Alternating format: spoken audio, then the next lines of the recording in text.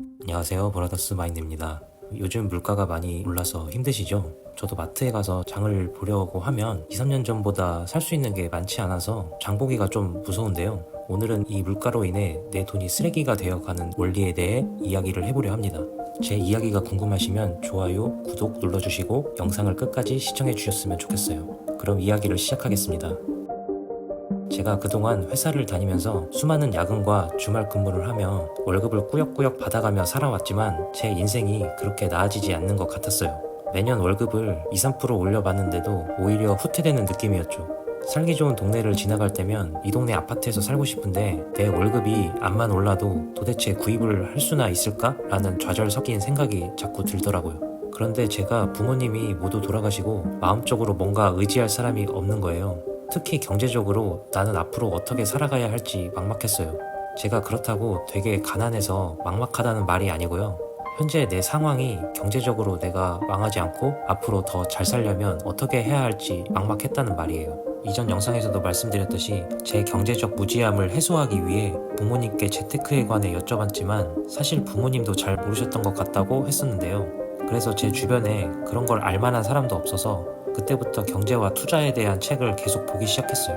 만약 부모님께서 지금도 살아계셨더라면 저는 지금도 이런 돈의 원리와 투자에 대해 관심도 없는 상태에서 그냥 별 생각 없이 회사만 다녔을 거예요. 역시 사람은 닥치니까 하게 되더군요.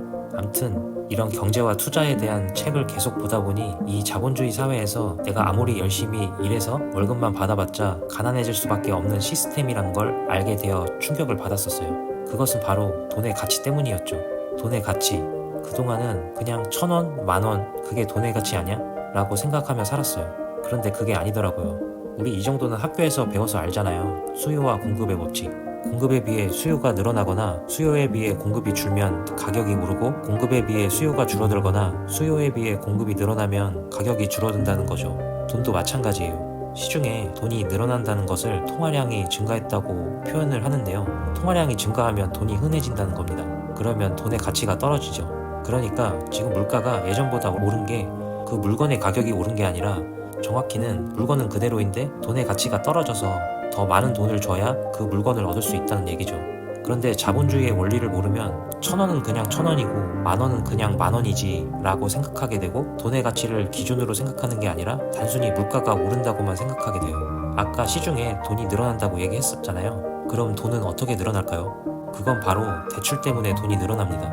그게 무슨 말이냐고요? 저도 예전에는 단순히 조폐공사에서 돈을 찍어내기만 하면 늘어난다고 생각했었어요. 그것도 맞는 말이지만 일부일 뿐이죠. 그런데 대부분은 대출로 인해 통화량이 늘어납니다. 예를 들어 중앙은행인 한국은행에서 국민은행이나 우리은행 같은 시중은행에 돈을 빌려줍니다. 그런데 시중은행은 사람들에게 돈을 대출해줍니다. 그림과 같이 1번의 어느 기업 사장님이 사과은행에서 5천만 원의 돈을 빌렸다고 가정하고 1번의 사장님이 원재료를 파는 A 사장님에게 5천만 원을 지불하고 재료를 구입을 합니다. A 사장님은 현금 250만 원을 남긴 나머지 4,750만 원을 오렌지은행에 입금을 합니다. 여기서 오렌지은행이 지급준비율 3.5%인 166만 3천 원을 남기고 나머지 4,583만 8천 원을 2번 사람에게 대출해줍니다.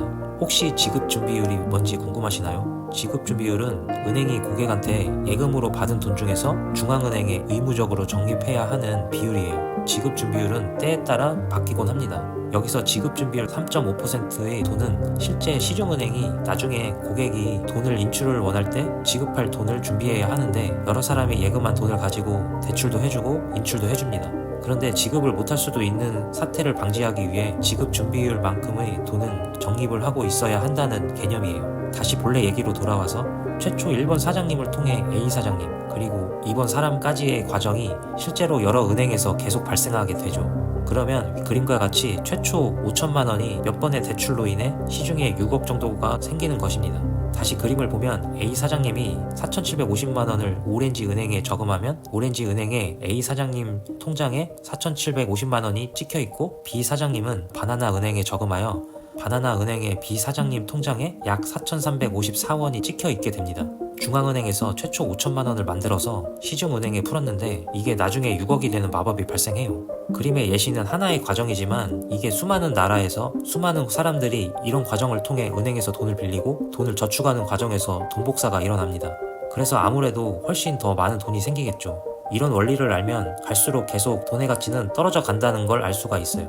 돈의 가치가 떨어지면 상대적으로 물건과 자산의 가격이 비싸진다는 것이죠. 아까 말씀드렸듯이 물건은 그대로인데 돈의 가치가 떨어지니 더 많은 돈을 줘야 그 물건을 얻을 수 있다고 했잖아요. 마찬가지로 자산은 원래 그대로인데 돈의 가치가 떨어지니 시간이 갈수록 자산의 가격은 오르게 되어 있습니다. 그렇다고 아무 자산의 가격이 오르지는 않겠죠. 많은 사람들이 원하는 우량한 자산이겠죠.